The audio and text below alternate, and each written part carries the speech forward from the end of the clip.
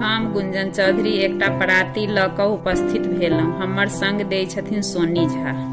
राम कहत रहू, राम कहत रहू, सीता राम रे भाई, सीता राम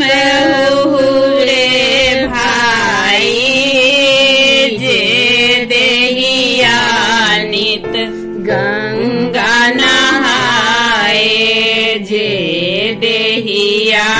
नित गंगा नहाए, चुआ चनन लगाई,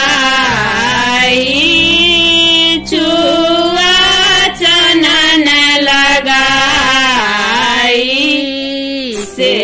देहिया ऊपर कागा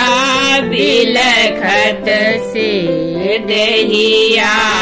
ऊपर कागा बिलखत, देखी देखी लोग डेराई, देखी देखी लोग डेराई, राम कहत रहू, राम कहत रहू, सीता राम कहू रे भाई, सीता राम कहू रे भाई, जे पुत्र पोसल बहुत जतन सौ, जे पुत्र पोसल बहुत जतन सौ,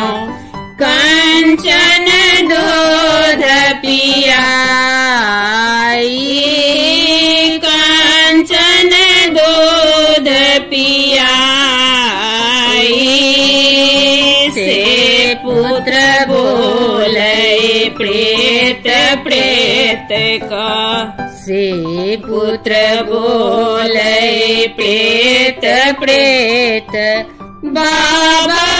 कहत लजाई, बाबा कहत लजाई, राम कहत रहू, राम कहत रहू, सीता राम कहू रे भाई, सीता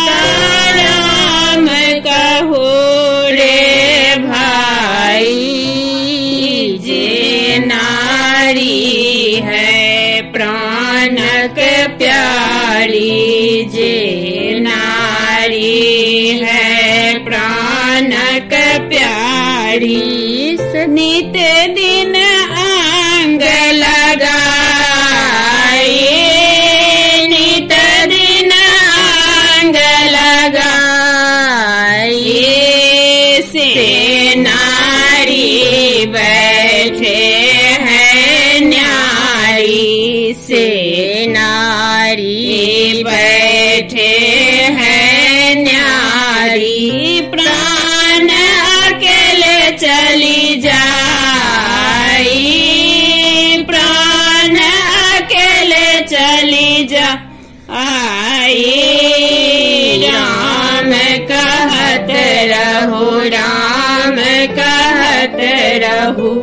सीता